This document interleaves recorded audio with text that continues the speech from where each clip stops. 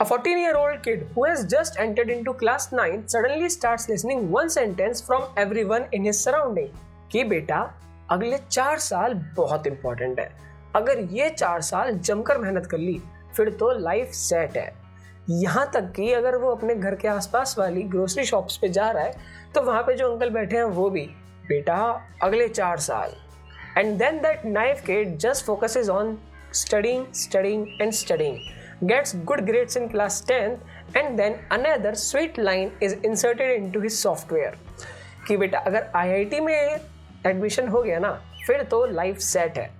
He then gives 2 crucial years of his life to an exam which is probably going to set him free for the rest of his life. In short, अगर वो exam clear हो गया तो उसकी life set होने वाली है।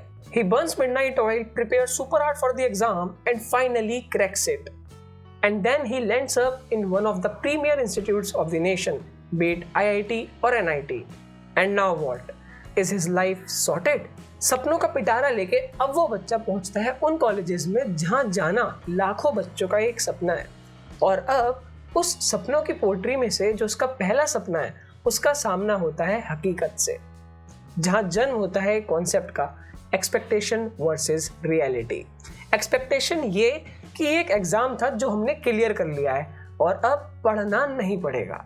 Reality ये कि कॉलेज पहुंचे 1 महीना हुआ नहीं होता है कि एग्जाम्स स्टार्ट हो चुके होते हैं। एक एग्जाम ढंग से खत्म हुआ नहीं होता है कि दूसरा एग्जाम सर पे बैठे होते हैं। असाइनमेंट्स, प्रैक्टिकल्स और प्रेजेंटेशन की तभी बात ही नहीं हो रही है। हर बच्चे ने जेई, ध्यान से सुनना, हर बच्चे ने जेई IITian बनने के लिए दिया था, इंजीनियर बनने के लिए नहीं।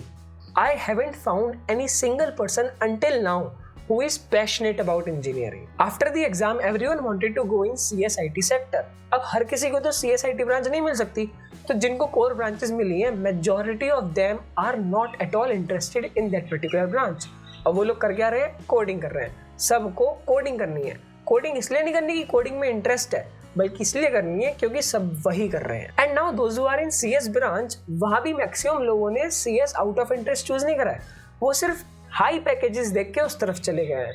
There are many CS students जिनको अपने सब्जेक्ट्स में मजा ही नहीं आ रहा है। किसी को कोडिंग समझ नहीं आ रही है, किसी के DSA सर के ऊपर से जा रही है, लेकिन फिर भी करना यही है। क्यों? क्योंकि बाकी सब भी यही कर रहे हैं। In a nutshell, everyone is dragging themselves. Engineering is not about passion anymore. And this is the situation of the brains which are considered as top brains of our nation.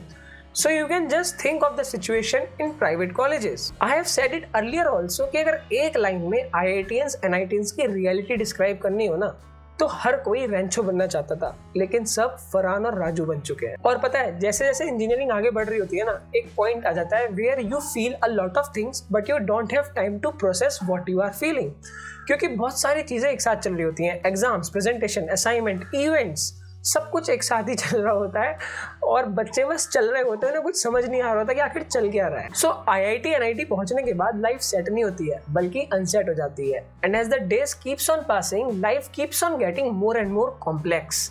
Every second person is confused and this is the situation not only of IITians and NITians but everyone is confused. लेकिन the positive point of being an IITian and NITian is that कि इनको pressure handle करना comparatively थोड़ा अच्छा आता है, क्योंकि they have cleared the second most toughest exam of the nation। तो obvious सी बात है इतना pressure झेल कर आए हैं, so they have developed the pressure handling antibodies within them।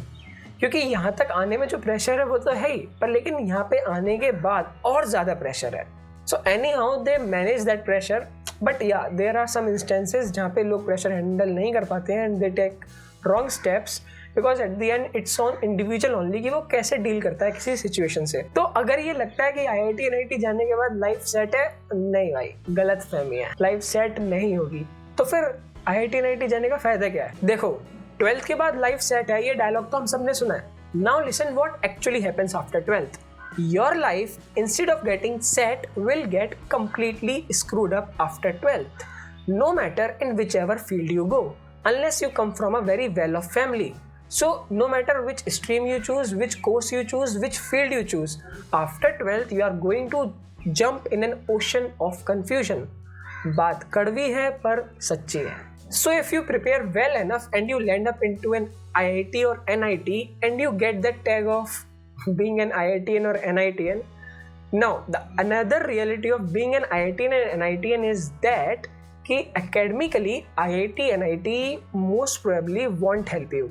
But if you explore the non-academic part of it, it can prepare you for life. Because you get very good exposure here in IITs and NITs, provided you are willing to explore. So this is the reality of IITians and NITians. Everyone is confused, no one is passionate about engineering, everyone is dragging themselves, and yes, those who are exploring the non-academic part of it, they are learning some crucial skills for life. अब मैं कोई motivate या demotivate नहीं कर रहा हूँ कि यहाँ पे आना चाहिए या नहीं आना चाहिए.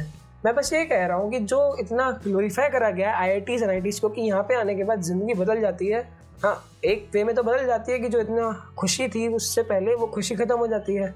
यहाँ पे आने के बाद और मेहनत करनी है तब जाके कुछ हो सकता है.